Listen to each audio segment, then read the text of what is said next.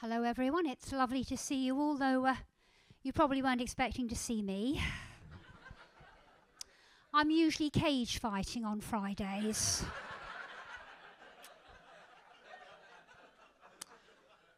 Unfortunately, I've been banned. Something to do with not understanding what no holds barred means. So Dave said I could try some stand-up comedy. I've got a lot of time on my hands since the Samaritans asked me to leave. I did try adult education, but words cannot describe the humiliation that was life drawing for beginners. I know they say a bad workman blames his tools, but there are some images not even a 6B pencil can capture.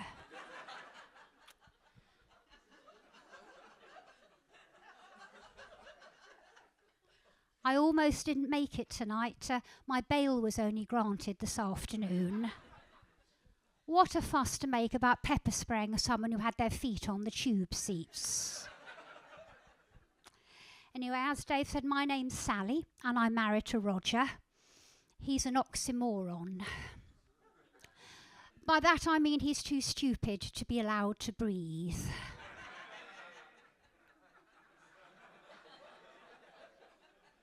For years he thought the Paralympics was the Olympics in Paris. Roger and I are both at home during the day, though he's still working and I'm retired. I do my best to keep my distance. For example, I have my lunch, usually a tuna baguette and a chicken cup of soup, on a tray in front of the television so I can catch up on the latest episode of My Lover, My Killer.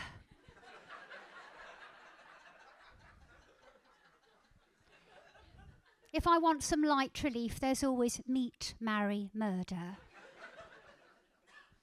Afterwards, I might spend some time doing my serial killer jigsaw. I've finished the Yorkshire Ripper, but I can't find Jeffrey Dahmer's head at the moment. Roger has his lunch on a tray in his study. Sometimes I mess with his head by taking him coffee in a mug marked tea. I always make sure to WhatsApp Roger before going upstairs, just in case he's getting some light relief. We don't want a repeat of the Trump inauguration fiasco. Roger also has an hour to himself most days when I go for my walk, during which time he can release his tensions. Now, ladies, we know that men have needs, but we don't have to be there when they satisfy them.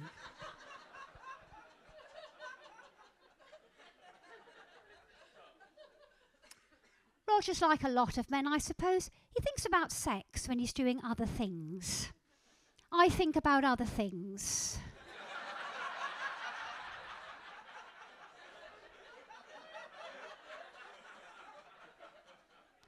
When I'm doing sex with Roger. He's not very romantic either. If I want my hand held, I have to go to the nail bar. Sex with Roger.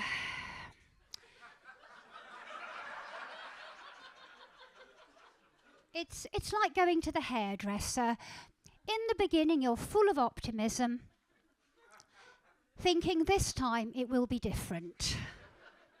Halfway through, you realise you're not going to get the desired result. And at the end, even though you're disappointed, you say, "Thank you. That was lovely." When they show you your rear view in the mirror. And 6 weeks later, you have to do it all again. I have tried bringing a photograph to show what I wanted, but that didn't work. And as for offering a tip at the end, don't even go there. Now, you might think that Roger would be good at sex because he spends so much time practicing when I'm out. But sadly, that's not the case. All these years together, and he still needs a sat-nav to find my G-spot. We have tried role play. Roger pretended he was head of the household.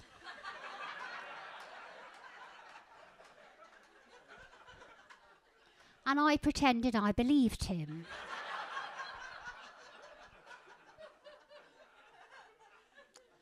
Oh, and then there was the time one of the ladies from Bitch and Stitch, that's a knitter natter to you, she invited me to an over-60 swingers party. Apparently what you do when you arrive, everyone puts their prescription medication in a kidney dish. And then you take someone else's out. And you have to have sex with the other person until one of you needs the medication. Much to my surprise, Roger was up for it. Now, I'd never have pegged him as a senior swinger. In fact, I've never pegged him at all. And that was another surprise. When we went to our first and only senior swingers party, I was too vain to wear my glasses, so after I dropped my HRT in the bowl, I took Roger's insulin out. And I was too embarrassed to give it back, so I had to have sex with my own husband. So you can understand how upset I was when Roger said to me recently, "You are so predictable. Why don't you ever surprise me? Dress up or something." So the next day, when he got back from his walk, I did surprise him. I was wearing his mother's clothes. He wasn't laughing. I always thought he wanted me to be more like you, see, but it didn't go down well. I think it was too soon after her funeral.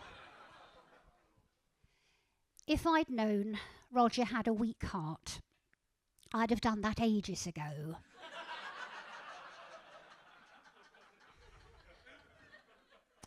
Anyway, the ambulance men were amazing. I take my hat off to them. It was Roger's mother's hat. Oh, that reminds me, years ago, when our son Johnny was little, Roger refused to take me out to lunch on Mother's Day because he said I wasn't his mother. So this year on Father's Day, I told him, "You're not Johnny's father."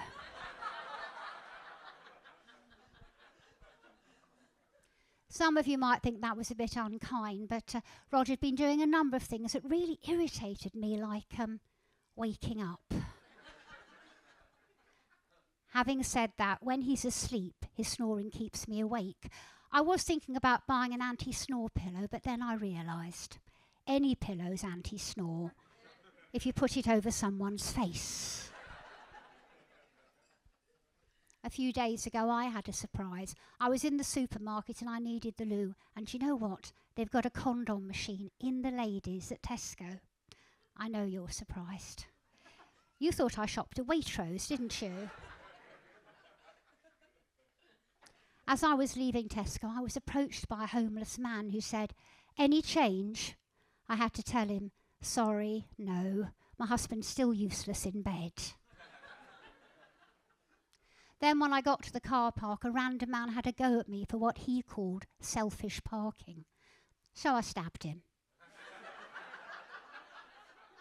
No, of course I didn't. I waited till he was out of sight and then I keyed his car. For my birthday, Roger bought me a gym membership. I was hoping for a widow's pension. When I first arrived, I was quite intimidated by all the fit bodies, but then I imagined them with their clothes on, and I was fine. In the dance class, I'm the oldest by about 20 years. I thought one of the other ladies were looking at me really closely because they were stunned by my stamina. But it turns out they're waiting for me to drop dead during Uptown Funk. The other day I arrived at aerobics and there was a new lady standing in my space. So I shot her. No, of course not. I waited she was picking up her hand weights and then I dropped some ketamine into her water bottle.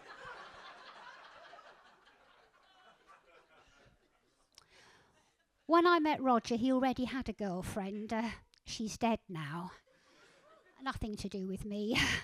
And then when my mother met Roger, the first thing she said was, "Well, he can't help what he looks like, but he could stay indoors." Different times. She also said to me that if I lived with him, he'd never marry me. I wish she'd been right. Unfortunately not. Within weeks of our meeting, we'd moved in together. We were doing the things that married people do, having sex when only one person wants it. Not having sex because the other person doesn't want it.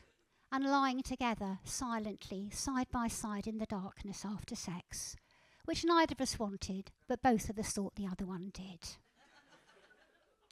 I sometimes think I'd rather read a good book than have bad sex, though I can do both at once.